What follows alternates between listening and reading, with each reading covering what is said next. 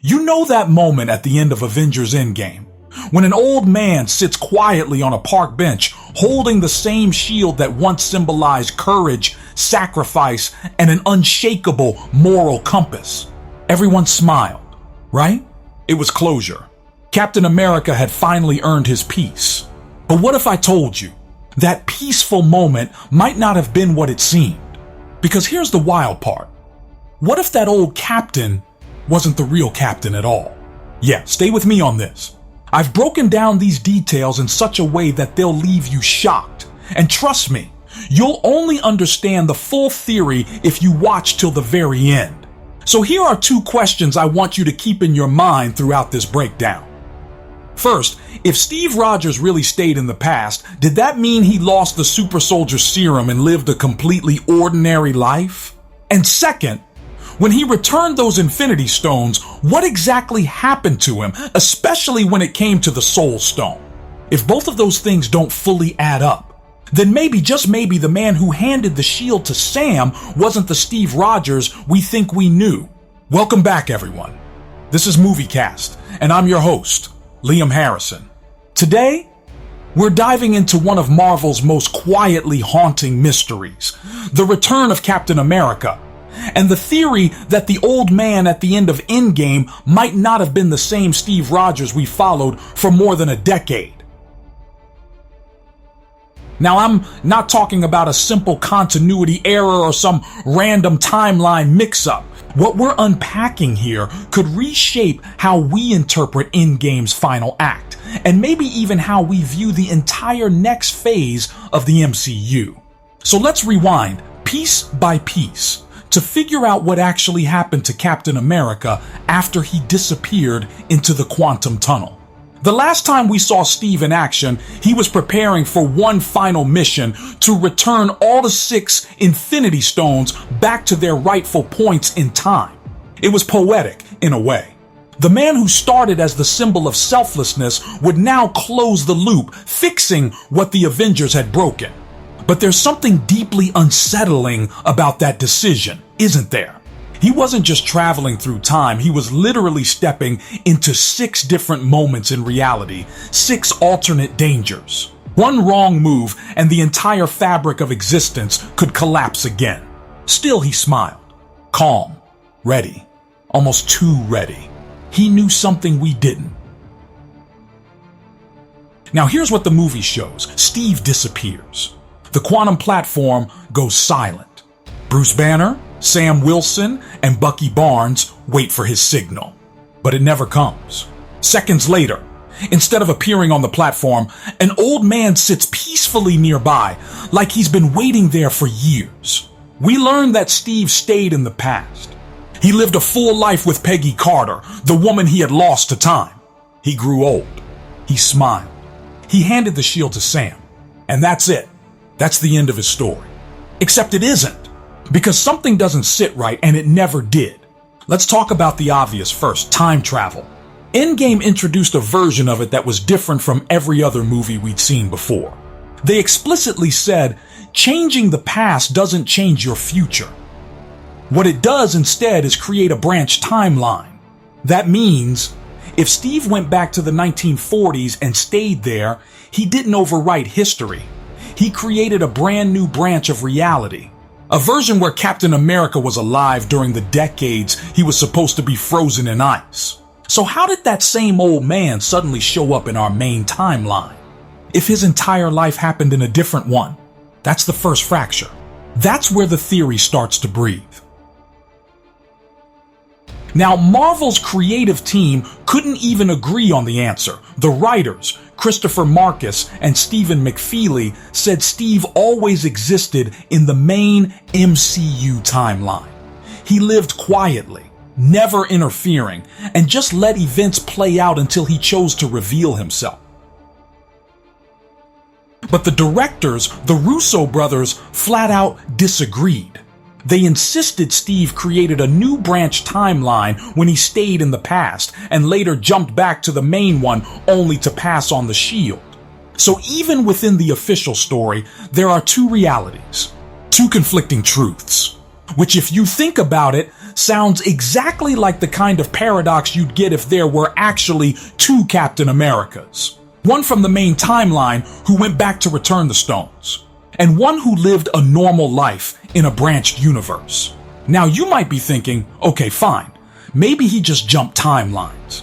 But here's where things get weirder. If the Steve we see at the end is from that alternate reality, how would he even age like a regular human being?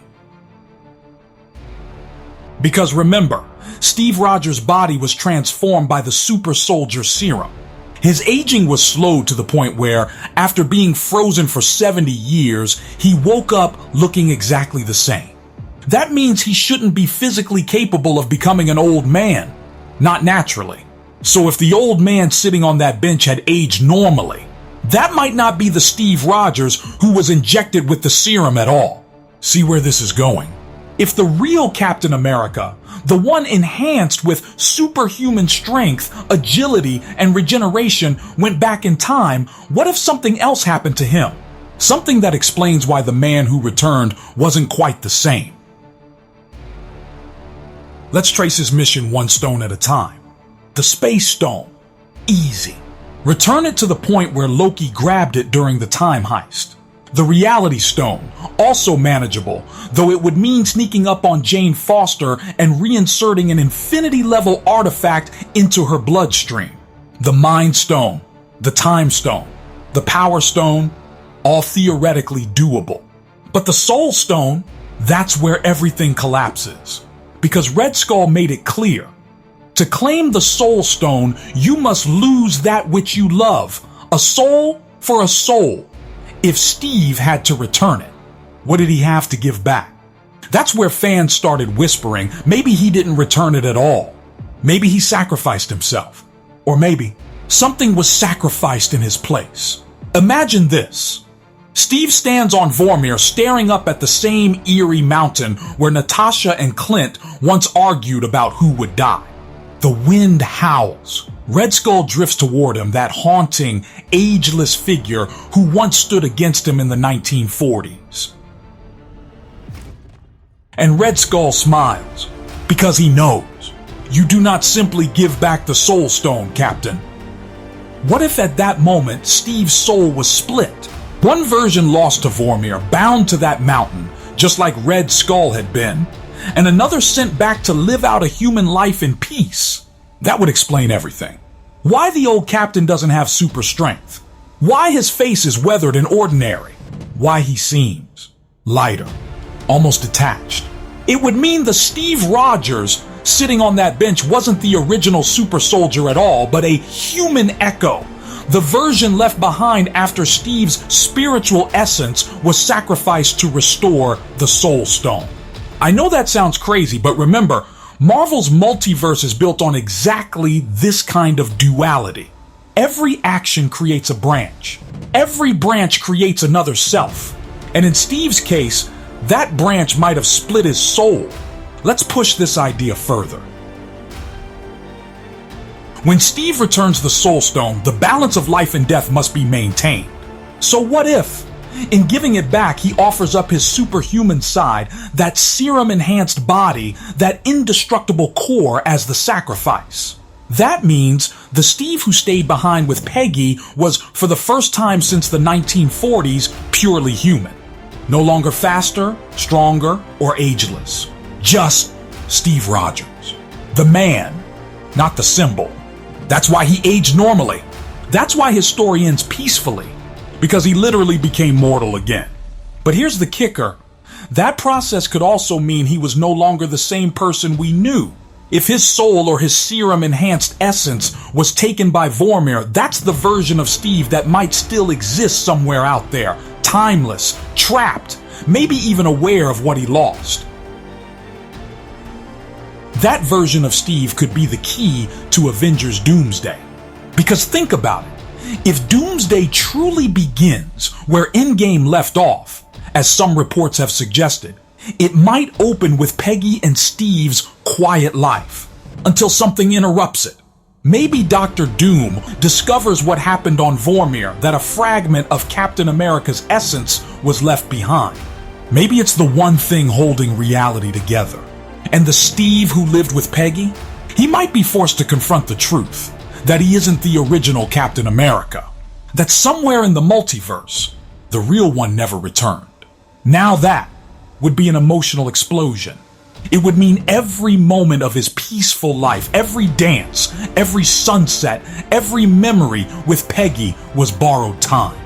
And Marvel loves doing that, turning victory into something tragic.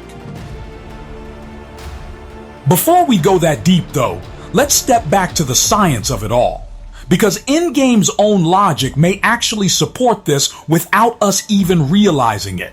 According to the Ancient One, the moment you remove an Infinity Stone from its timeline, you create a fracture, a branch. The only way to prevent chaos is to return the stones to exactly where they came from. That means Steve wasn't just traveling through time, he was weaving between fractured realities, each one altered by the stone's removal. So each time he placed a stone back, he would have been touching a version of reality where events unfolded slightly differently. Versions that might have reacted differently to his presence, meaning by the time he finished, he might not have been in his original timeline at all. In other words, the Steve Rogers who eventually stayed with Peggy might have belonged to a slightly different reality than the one he started from. That's why when we see him old, sitting on that bench, there's a slight disconnect. His presence doesn't break the rules of time travel, it's just from another path. Another Steve, gently merged into ours. Which opens a darker possibility. What if our Steve never made it back? What if the one sitting on the bench isn't our Steve, but an alternate one who somehow crossed over? If that's true, then the real question becomes, where did the original Captain America go? Is he still out there? Somewhere in the vast multiverse, timeless, unchanged, maybe even preparing to return when the universe needs him again? That's the haunting thought. Because if there are two Steves, then one is still waiting. And that's just the beginning.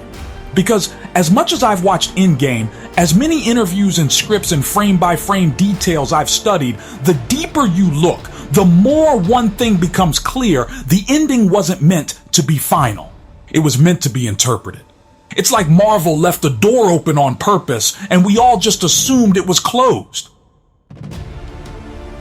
So before we move forward, keep this image in your mind. One old man, sitting quietly on a bench, smiling because he finally found peace. But deep down, maybe knowing that peace wasn't really his. Because what if the real captain never came home? I've thought about that bench scene for years. The simplicity of it. No fanfare, no portal, no return sequence. Just Steve sitting there, like he'd been there all along. It's poetic, sure, but it's too neat. Too clean for a story that's spent 11 years dealing with moral paradoxes and cosmic consequences. So if we take seriously the idea that the old captain wasn't the same one who left, then the next logical step is to ask, who exactly was he? Because this isn't just a timeline issue. It's a question of identity. Let's imagine that moment again. Steve finishes returning the stones. One by one, he places them back, restoring harmony. But each act changes him. Each interaction with time and the cosmic balance leaves a residue.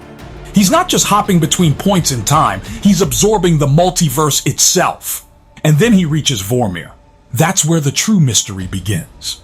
If we assume the Red Skull is still there, eternal, cursed, then Steve meeting him again wouldn't be a coincidence. It'd be destiny circling back on itself. The man who fought against Hydra's greatest weapon in 1945 now faces the ghost of Hydra's creation. And this time, Red Skull doesn't want to fight. He wants to trade. Now, Red Skull's role on Vormir is fascinating. He's described as a guide, bound to lead others to the Soul Stone but never to possess it. When Thanos and Natasha arrived, he greeted them like he already knew their fates. That means his consciousness exists beyond time. He perceives every visitor as part of an endless loop. So when Steve arrives, imagine what that means. The two enemies who once fought to the death are now both prisoners of cosmic irony. Red Skull would recognize him instantly. He'd smile with that twisted satisfaction. Captain, at last. Now think, What could Steve possibly offer in return for the Soul Stone? Because it's not a physical object that can just be returned. It's a fragment of the universe's equilibrium. You can't undo a sacrifice without creating a vacuum. So maybe Steve doesn't return the stone at all. Maybe he restores it by giving something back, something equally valuable.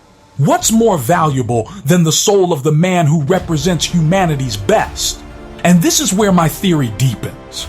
I believe that on Vormir, Steve's encounter wasn't a simple drop-off. It was an exchange.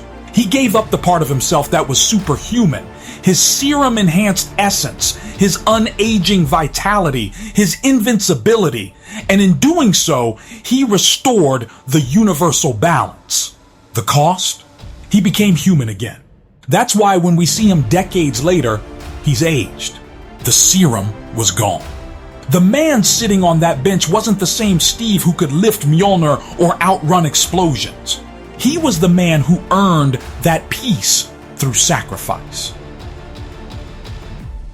But that sacrifice may have also created something else, a split. Because energy, especially soul energy, doesn't just vanish. The super soldier part of Steve, the strength, the purity, the unbreakable will might not have been destroyed.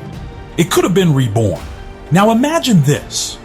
That essence of Steve, ripped from him at Vormir, forms an alternate being, an echo, a version without a home. The real Captain America, stripped of his humanity but retaining his cosmic awareness. The soldier without peace. Where would that version go? Not the past, not the present. He'd exist between timelines, a multiversal orphan drifting between realities. And that's exactly the kind of concept Marvel has been building towards since Loki and Doctor Strange in the Multiverse of Madness. Because if the MCU has taught us anything, it's that time branches aren't stable. Every major emotional event creates a fracture point. Vormir could have been one of the biggest. And so maybe, out there somewhere, there's a Steve Rogers who never returned. The real one. The one with the serum. Still ageless, still burdened, still watching. That would make the old captain we saw not fake, but incomplete. A version missing half of himself. Now let's tie this to Peggy Carter, because she's more than just the love interest in this equation. She's the bridge between the timelines. Peggy represents the life Steve was denied, the world he fought for but never lived in. So when he stays behind with her, it's not random. It's symbolic. He chooses peace over purpose. But if he stayed in a branched timeline, that also means there was another Peggy in the main one, the one who lived her life without him, built S.H.I.E.L.D., and eventually died while Steve visited her in the hospital. So when old Steve shows up in the main timeline, handing the shield to Sam, it raises the impossible question, how did he get back? Endgame never shows him using the quantum platform again. There's no indication of Pym particles left. So, how did a man from another timeline travel to a point in this one without equipment, without help? Unless he didn't travel at all. Unless he was always meant to appear there. Let's break that down. If the multiverse is a tree, each branch represents a timeline. Sometimes, two branches can grow close enough that they touch. When they touch, brief crossovers happen, a phenomenon we saw teased in Loki and fully realized in Spider-Man: No Way Home. So maybe that bench scene wasn't time travel in the physical sense. It was the point where two branches, Steve's life with Peggy and the main MCU timeline, intersected briefly, allowing him to appear in both at once. That would explain why no one noticed him before. Why he seemed perfectly calm. He wasn't returning to his world. His world was temporarily connected to ours. It's poetic, really. Steve didn't break the rules of time travel. He simply existed at the one point where the rules overlapped. But here's the emotional gut punch. That connection might not last. Once those branches drift apart again, the Steve we saw on the bench might fade. His presence, his body, his story, all absorb back into his reality. That means the shield he gave Sam isn't just a weapon. It's a relic from another universe. A multiversal artifact. And if you've been paying attention to Marvel's recent breadcrumbs, that's exactly the kind of setup they've been building toward. Because Avengers Doomsday, according to leaks and interviews, may explore what happens when the walls between timelines start to collapse. Dr. Doom could be the one manipulating those intersections, using fragments of alternate realities as power sources. And if the old Captain Shield came from a branched world, Doom might see it as the key to stabilizing or destroying universes. That's why the idea that the old Captain wasn't the real one isn't just a fan theory, it's potentially the foundation for the next Avengers saga. Now let's explore something that often gets overlooked: Steve's personality shift. When you watch that final scene carefully, the Steve sitting on the bench feels subtly different. His voice is softer, slower. His expression isn't just peaceful, it's detached. Almost as if he's remembering something he can't quite explain. That's not an accident. That's the visual language of memory displacement, a man who knows too much but chooses silence. Because if he told Sam the truth, that he wasn't from this reality, or that part of his soul was left behind, it would shatter everything the Avengers believed in. So instead, he smiles, hands over the shield, and lets the mystery die with him. Except it didn't die, it just waited. And I think Avengers Doomsday will pick up that silence. Here's where it gets even more compelling. In the comics, the multiverse isn't just a scientific concept, it's deeply personal. Every version of a character reflects a choice they didn't make. Every variant is a what-if given form. So picture this. One day, Sam Wilson, now Captain America, starts noticing inconsistencies in the shield's vibranium resonance. It's slightly off, slightly alien. Then a new threat emerges, a being claiming to be Steve Rogers. Not old, not weak, but in his prime. And he's not from this world. That's the original Steve. The one who returned the stones, the one who never aged, the one still carrying the serum in his veins. Maybe he escaped Vormir. Maybe he's been fighting across dimensions. But he's back. And he's not the same man we remember. He's broken. That would create the ultimate emotional confrontation. Sam's Captain America versus the original Captain America, two men carrying the same legacy but from completely different realities. And in the middle of it all, Dr. Doom, manipulating both sides. Because Doom's genius isn't just in technology, it's in understanding the nature of power. And what's more powerful than the soul of Captain America itself? If Doom could harness the split essence of Steve Rogers, the mortal side from one world and the immortal side from another, he could control the balance between universes. That's how Avengers Doomsday could literally mean the end of all timelines. But let's come back to the emotional heart of this theory, because beyond all the science and speculation, what makes it powerful is Steve's humanity. The idea that he didn't just retire, he sacrificed his superhuman self to live as a human. Think about that. Every hero in the MCU dreams of peace, but only Steve actually found it, and paid for it with the one thing that defined him. He gave up being a hero to be a man. That's why the ending feels bittersweet. It's not just closure, it's a quiet tragedy hidden inside a happy ending. But the Marvel Universe doesn't let things rest. Peace never lasts long. And the MCU has always rewarded fans who look deeper, who catch the ripples that seem small but mean everything later. Remember in The Falcon and the Winter Soldier when Bucky said, "That shield's got complicated legacy." That wasn't just about symbolism. It was literal. The shield itself may carry a complicated legacy, a physical reminder of a fractured timeline. If you really pay attention, even its texture seems subtly different in Endgame's final scene compared to earlier films. That could be a cinematic trick, or an intentional hint. The question then becomes, what if the shield isn't from our timeline anymore? What if it was pulled from the branch where old Steve lived, a timeline where Tony never died or Thanos never invaded and brought into ours when the branches briefly touched? That means Sam's shield might be a multiversal artifact with residual energy from that reality, an echo of a world we'll eventually see in Doomsday. It's subtle storytelling like this that makes Marvel's timeline so dangerous and fascinating.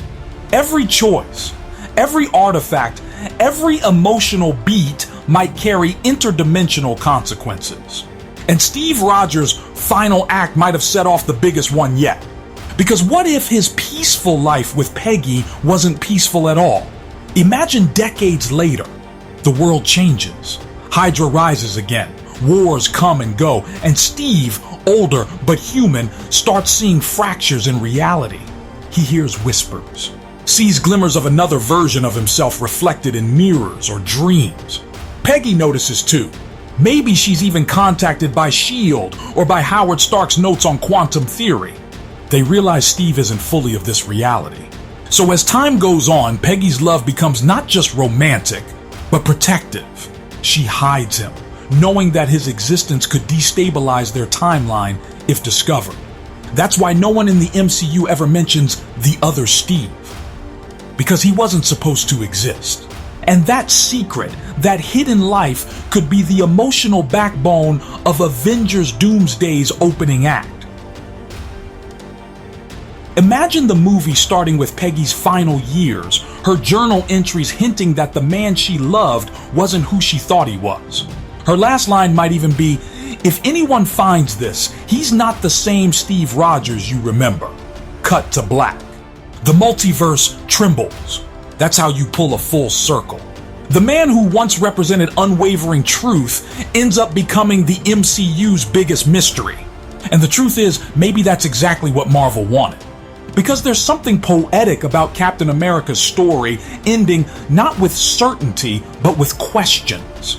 It mirrors our world, how even the most righteous heroes have hidden sides, contradictions, and unfinished stories. And maybe that's why the idea that the old captain wasn't the real captain resonates so deeply. Because it forces us to look at Steve Rogers not as a myth, but as a man who made impossible choices. We believed he walked off into the sunset, but maybe he walked into another world. And if that's true, then his story isn't over, not even close. Every time I rewatch that quiet moment on the bench, Steve's eyes glinting under the sunlight, the way he says, "How did it feel?" And Sam replies, "Like it's someone else's." I can't help but wonder if that wasn't just a line about legacy. Maybe it was the script's biggest hidden confession. Maybe it really was someone else's shield, someone else's story. Because the more I analyze the timeline, the more the puzzle rearranges itself into something stranger, something cosmic, a spiritual fracture that didn't just divide one man, but the moral center of the Avengers themselves. See, in the MCU, Captain America was always the compass, the one who could tell right from wrong when no one else could. But what happens when the compass splits in two? That's the foundation of what I call the soul split theory. Here's the idea. When Steve returned the Soul Stone, it didn't simply vanish back into the timeline. The Soul Stone by nature is linked to consciousness. It reads intention, emotion, sacrifice. So when Steve offered it back, the stone wouldn't just accept it like a library book return. It would react. It would exchange. Think of the stone like a living entity, one that takes what it's owed. When Thanos sacrificed Gamora, he gave up love to gain power. When Steve returned the stone, he gave up power to regain love. But the stone doesn't forget balance. In taking away his superhuman essence, it also copied it. That essence, that perfect mixture of purity and strength, could have become an autonomous echo, a second Steve, created not by science, but by cosmic equilibrium. That echo might not even realize it's separate at first. It would think it's Steve. It would remember everything, the serum, the wars, the Avengers. But it would exist detached, outside of linear time. So while the human Steve lived decades with Peggy, this other Steve, the soul echo, would be wandering, timeless, across realities. Now let's add Doctor Doom into this picture. In the comics, Doom's obsession isn't just ruling the world, it's mastering the structure of existence itself. He's a scientist, but also a sorcerer. He studies not just matter, but the metaphysical. And if the rumors about Avengers Doomsday are true, that it will connect the remnants of the multiverse torn by Loki, No Way Home, and Multiverse of Madness, then Doom's role could be bigger than we've ever imagined. He's not just after control, he's after perfection. And what's more perfect than a man who's literally split between mortal and divine? Doom, in his quest to unify realities, might discover what happened on Vormir.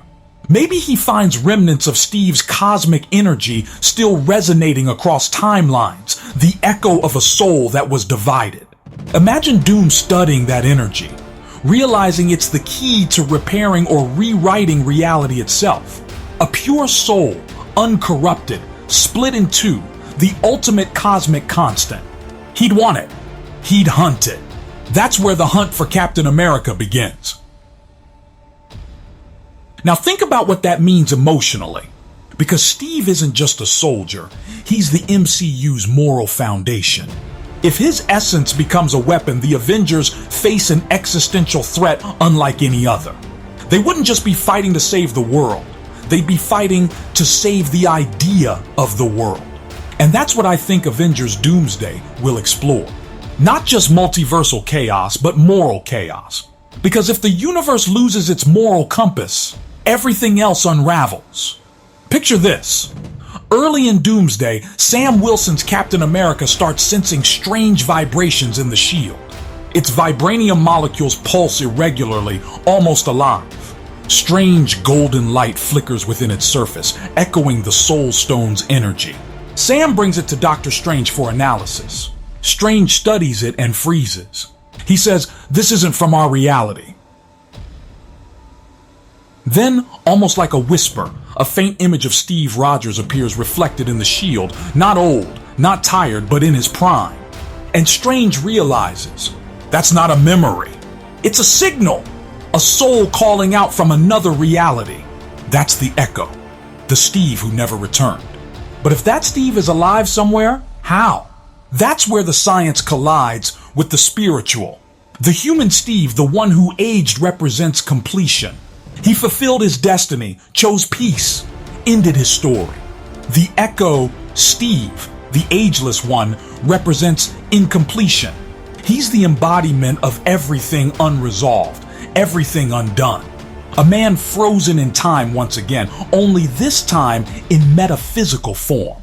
If the multiverse begins collapsing, as hinted by Kang's warning and the incursions teased in Doctor Strange 2, Doom could realize that the key to restoring balance isn't another Infinity Stone, it's Steve Rogers' soul, the purest fragment of humanity ever enhanced by science. Now, here's where it gets haunting. What if Doom actually succeeds in pulling that Echo, Steve, back into reality? He'd do it not to save him, but to control him. The serum-powered Steve, torn from timelessness, would wake up confused. No Peggy. No Avengers. Just a world he doesn't recognize, and Doom telling him he's the only one who can save it. And Steve, being who he is, would believe him. That's how you turn the world's greatest hero into a weapon of apocalypse. But while Doom manipulates the Echo Steve, the real human Steve, the old man we saw on the bench, might still be alive somewhere, frail but aware. Maybe he senses the disturbance through dreams, through flashes of a past that never quite belonged to him. That's when Sam realizes what's really going on. The shield is calling to its original owner, but not in the way anyone expected. It's resonating with both versions of Steve simultaneously. One pure and peaceful, the other corrupted by confusion and cosmic manipulation. Two Captain Americas, one moral compass, fractured across space and time. Now tell me that wouldn't be the most emotionally explosive Marvel story ever told. Because for all its battles and spectacle, the MCU's heart has always been about people, about identity, sacrifice, choice. And this theory doesn't just give Steve a way to return, it gives his story meaning beyond retirement. It turns his ending into a paradox that defines the next phase. Let's dig even deeper into how this could actually work within Marvel's established multiverse physics.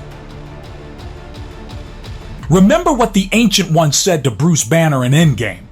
Remove one stone, and that branch reality will continue, creating endless darkness. That means every action that disrupts cosmic equilibrium births a new dimension. Now, if returning the stone was meant to fix that, but instead caused a soul split, then the multiverse wasn't healed. It was refractured. And the proof might already exist within the MCU. When Loki opened the multiverse at the end of his series, did you notice the subtle golden thread among the timelines? The same golden hue that surrounds the Soul Stone. That wasn't random. That was visual continuity. So what if Loki's timeline fracturing was directly caused by Steve's exchange on Vormir? What if the Soul Stone's imbalance radiated across the tree of time, causing those branches to break apart?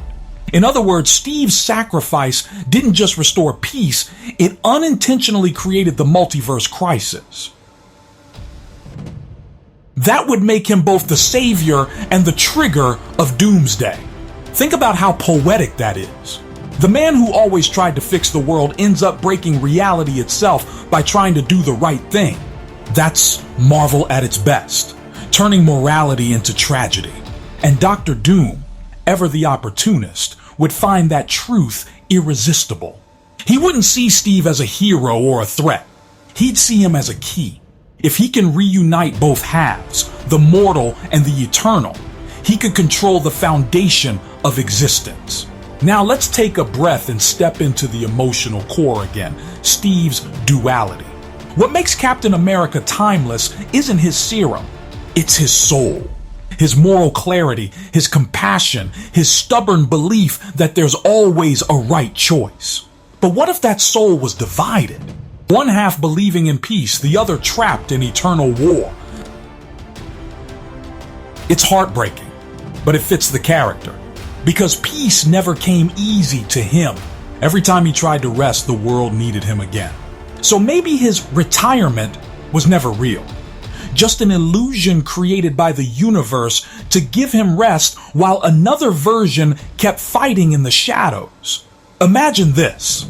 Somewhere, across the stars, in a collapsing pocket universe, a younger Steve Rogers is fighting endlessly. No allies, no victory, just an eternal battlefield where time repeats itself. A living metaphor for his inability to move on. And in Avengers Doomsday, we might finally see that version escape. But when he returns, he's not the same man. His purity has been twisted by endless wars, by Doom's influence, by the burden of cosmic memory. That's the version that Sam Strange and the new Avengers will have to confront, not as an enemy, but as a fallen symbol. And maybe the only one who can reach him is his older self. Picture that. Old Steve, frail, mortal, quietly living in the shadows, faces the version of himself that never aged, never stopped fighting.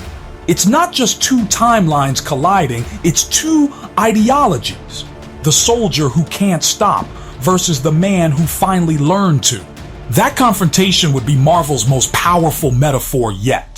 Because Steve's entire journey has always been about identity, about being a man out of time, trying to reconcile duty with peace.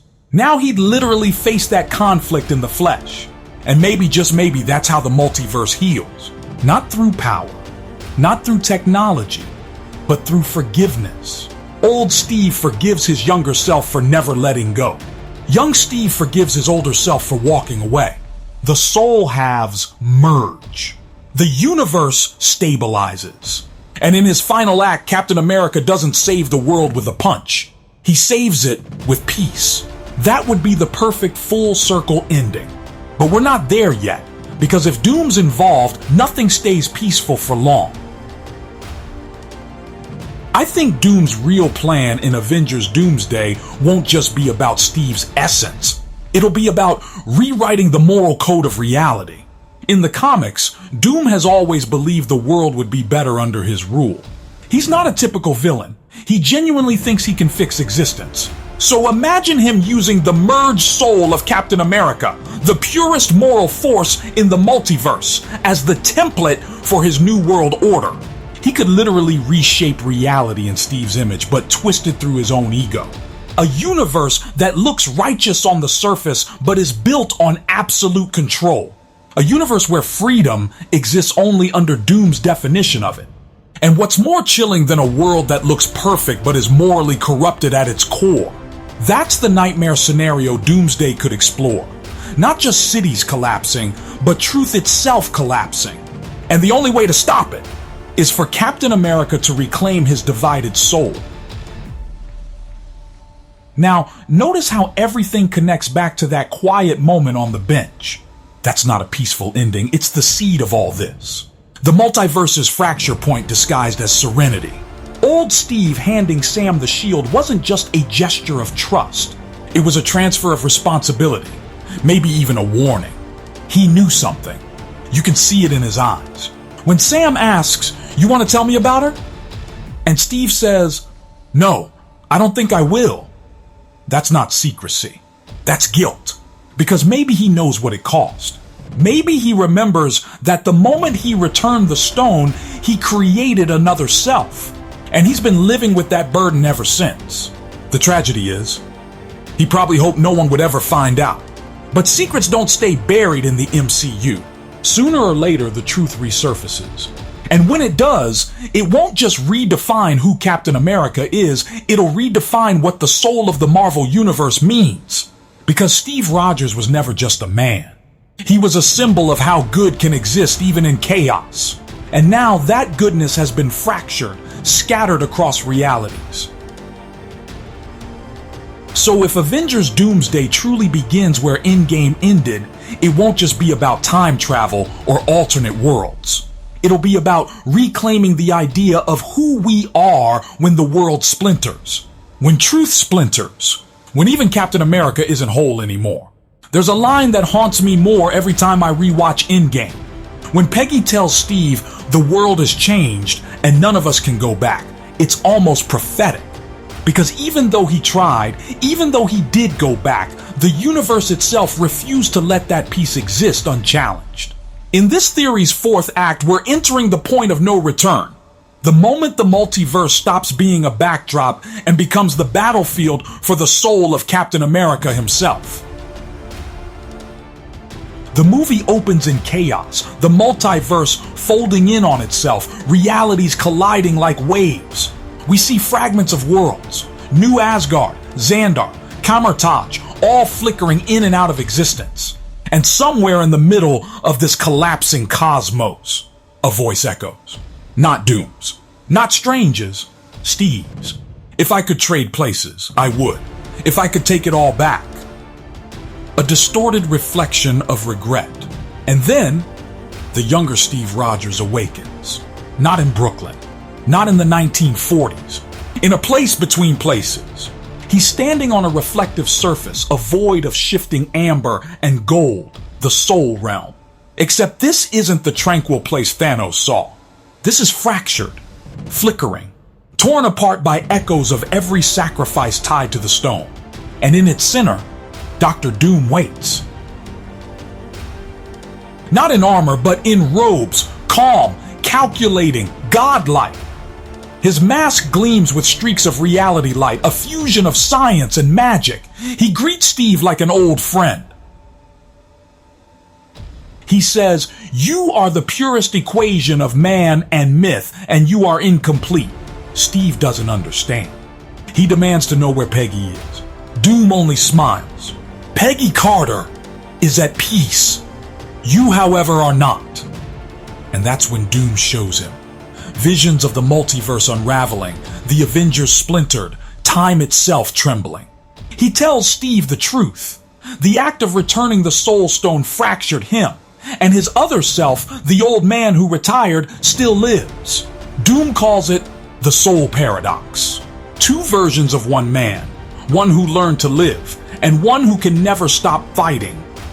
And in Doom's hands, That paradox is the key to his plan. Cut to Earth 616. Sam Wilson and Dr. Strange study the shield's strange resonance inside the Sanctum Sanctorum. Every few seconds, golden energy flickers through the vibranium, forming fragments of Steve's face, younger, desperate, whispering words that don't match any known recording. Sam's shaken. He sounds scared. Strange frowns. He's not supposed to exist, which means someone is keeping him alive. Sam's reply hits hard. Then we go get him. That's the emotional drive of the movie right there. Sam's belief that Captain America, the idea of him, can't be abandoned, even if it means confronting a god. Strange warns that meddling with the soul realm is impossible. You can't enter it without consequence.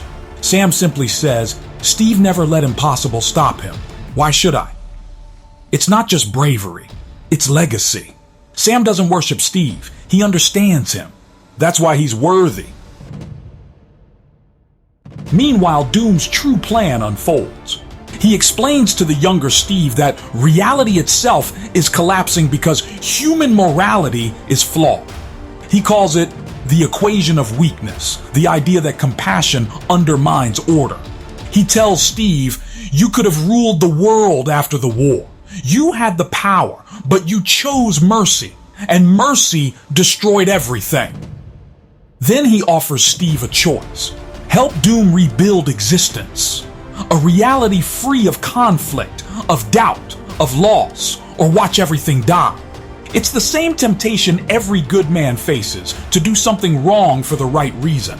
And Steve, disoriented and grief-stricken, hesitates. Because maybe, just maybe, he's tired of losing. Doom extends his gauntlet, channels a stream of golden energy, and the soul realm reshapes itself into Peggy's house. A perfect replica of his old life. The smell of coffee, the sound of 1940s jazz on vinyl. He tells Steve, this can be your world.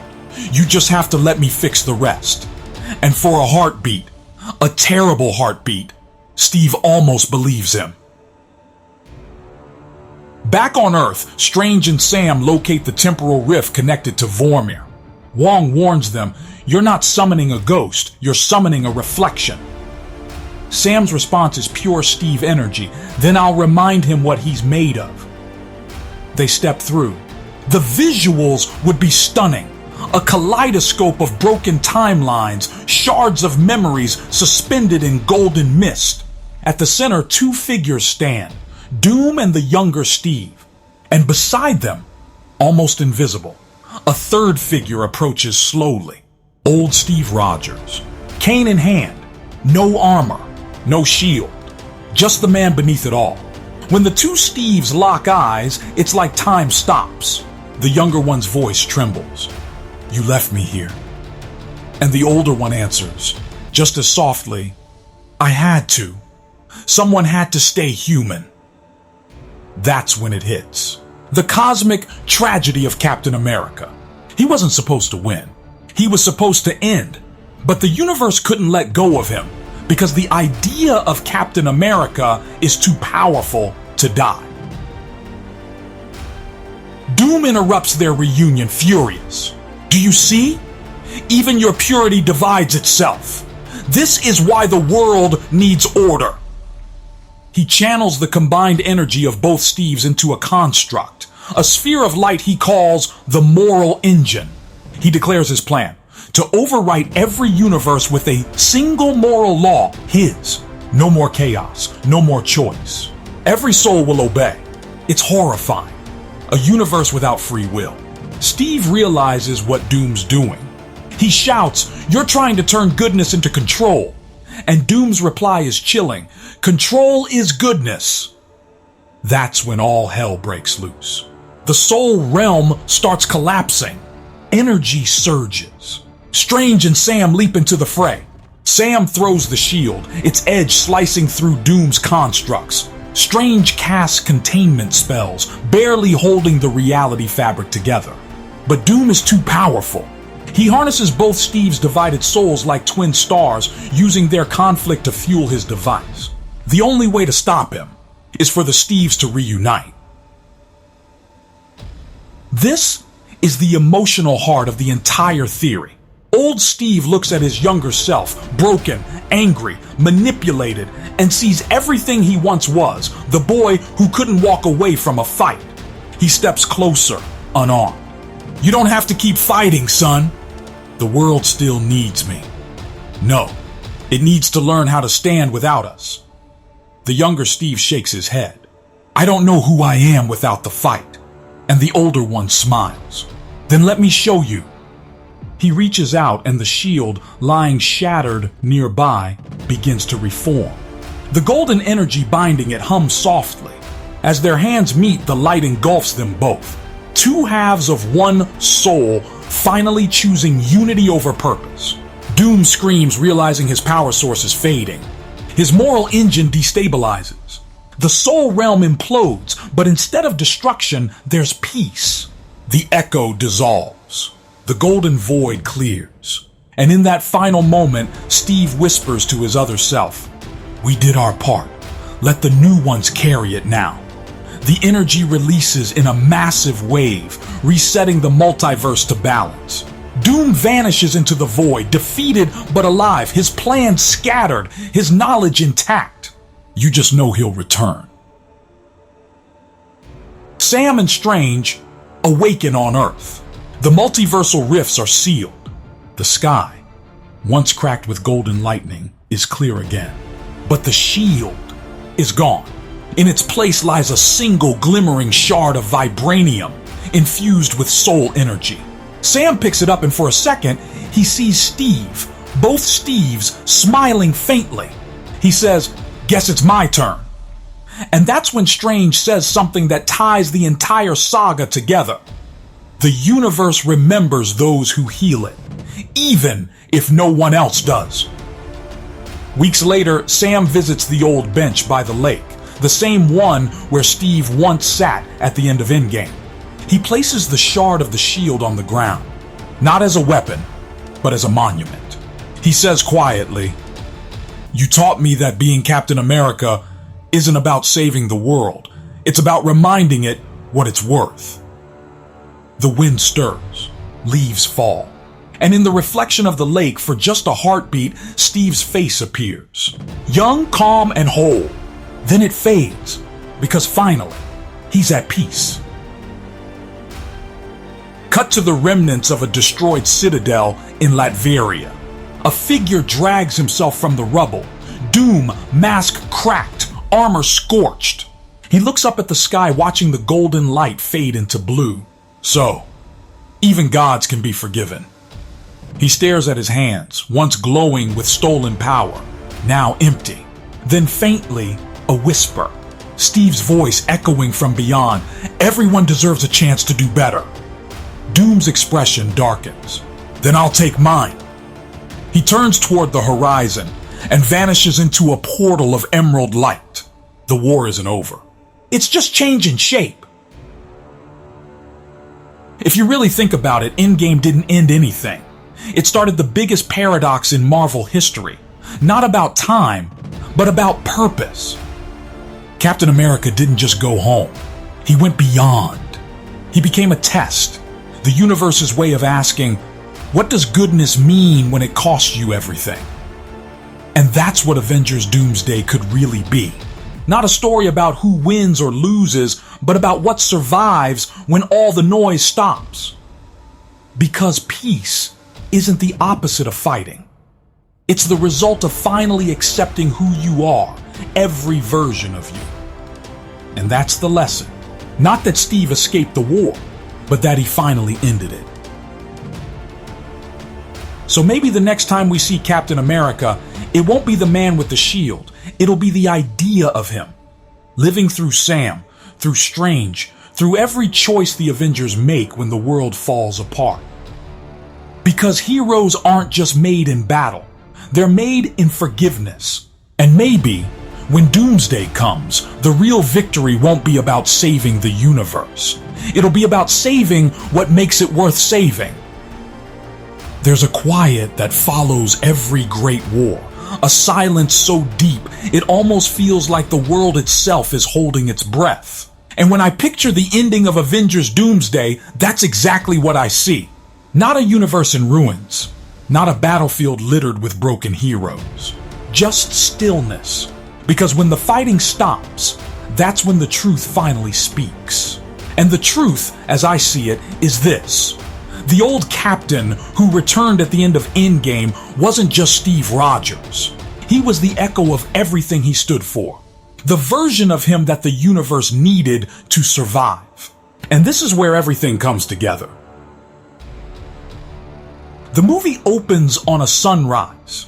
Not metaphorical, but literal. The first dawn after the Doomsday event. Cities are still reeling.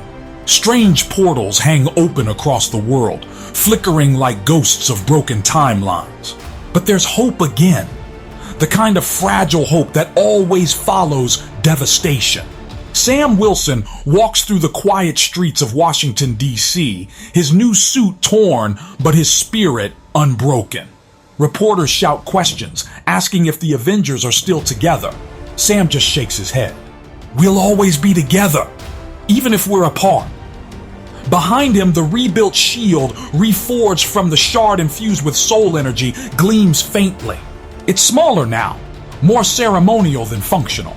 Because Sam's fight isn't about war anymore. It's about meaning. And that's what this whole story has been about.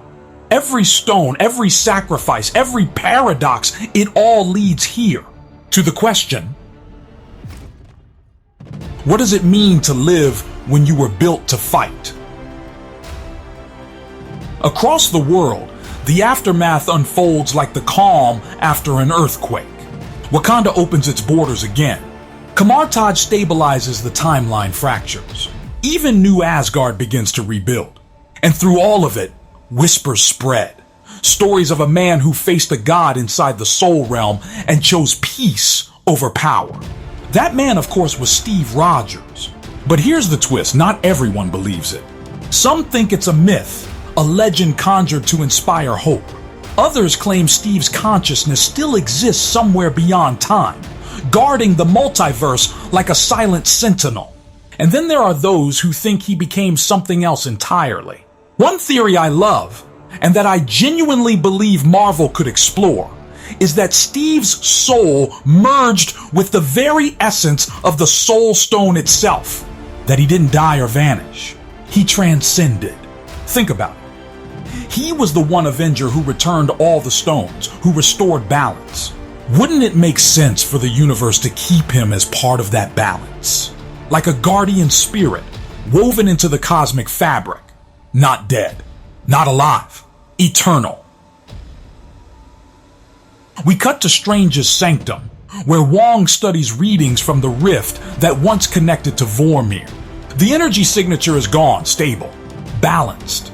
But one pulse keeps reappearing, faint, rhythmic, like a heartbeat. Wong frowns. It's like something is alive in there. Strange just smiles knowingly. Not something, someone.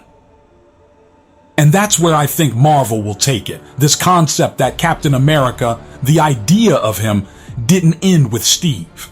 It became an energy, a force of moral equilibrium, the soul realm's protector.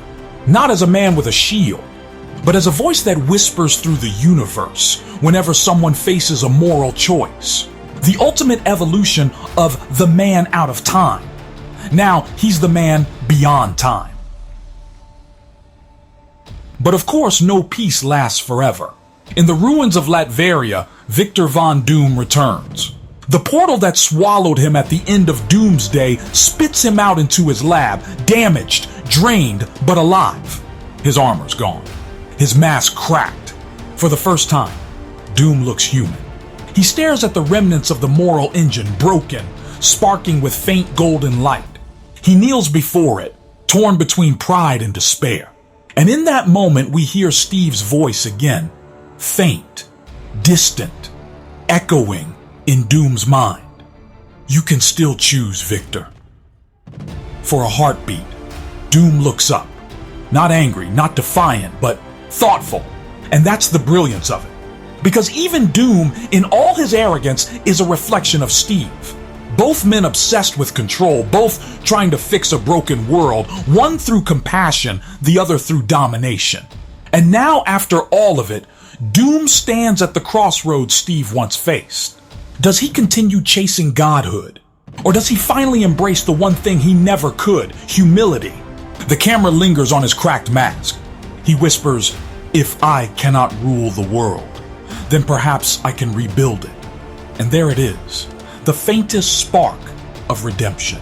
Maybe that's what Steve's final gift was, not saving the universe, but giving even its greatest villain the possibility of change. Meanwhile, back in New York, Sam's facing his own test. The world's governments are arguing about how to rebuild the Avengers. Some want to militarize them. Others want to disband them entirely. Sam listens to all of it, the politics, the fear, the posturing, and then walks out of the meeting. He goes to the old Avengers compound, now little more than rubble and memory. He kneels beside the spot where Steve handed him the shield years ago. The wind rustles the trees. "You were right," Sam says softly. "It's not about the uniform, it's about the choice." He pulls something from his pocket, not the shield, but a new emblem. A single star, cut from vibranium, forged from the shard Steve left behind. He places it on the ground. "This isn't just for you. It's for everyone who believes in something better." And right there, Sam makes a decision. No more governments. No more orders. No more waiting for permission to do what's right. From that moment, Captain America isn't a soldier again. He's a symbol reborn, one who leads with conviction, not obedience. Because Steve's legacy wasn't about following the flag. It was about questioning it. Later that night, Sam dreams, but it doesn't feel like a dream. He's standing in that same golden void where Steve once faced doom. Only this time, it's calm, silent, peaceful. He hears footsteps, slow, steady. He turns, and there he is, Steve Rogers, younger, clear-eyed, smiling. "You've done good, Sam." Sam laughs, tears welling up. "You know, I kept waiting for you to come back. Figured you'd find a way." Steve shakes his head. "I never left." That line hits like lightning, because that's the point. Steve didn't vanish. He became something else. The living embodiment of selflessness, existing wherever courage exists. "I'm proud of you," Steve says. "You carried it further than I ever could." Sam asks if this is goodbye. Steve glances around the golden horizon. "No, this is the world we saved. Every time someone chooses to do the right thing when it's hard, that's me, that's you, that's all of us." The light brightens. The wind stills. Steve starts to fade. "The world's yours now, Captain." And then he's gone. Sam wakes up, his hand glowing faintly with golden energy, the soul resonance. A piece of Steve's spirit, now forever bound to him. He smiles. "Guess I'll keep it safe." Weeks pass. The world begins to stabilize. But beneath it all, the question remains. What happens when belief itself becomes fractured? The last scene before the credits shows Strange meeting Sam at the Sanctum. "You feel it too, don't you?" Strange says. "That hum beneath the world." "Yeah," Sam replies, like something's still waiting. Strange nods slowly. "It's not over. Doom isn't the only one who's seen beyond the veil. There are others." And that's when we see it. In a hidden chamber, somewhere in deep space, a glowing tear opens. Through it steps a hooded figure carrying a staff made of the same golden material as the Soul Stone. We don't see their face, only a voice, cold and curious. "The balance has shifted. Time to test the next Avenger." Cut to black. That's Marvel's setup for the next era. Not just cosmic threats, but moral ones. Because now the fight isn't about saving the universe. It's about saving what makes it human. And that, I think, is where the theory lands. The old captain who came back at the end of Endgame wasn't a lie. He was a lesson. A version of Steve the universe allowed to live. Not because he deserved rest, but because he'd earned the right to teach the rest of us what peace actually means. Think about it. Steve started as the kid who couldn't walk away from a fight.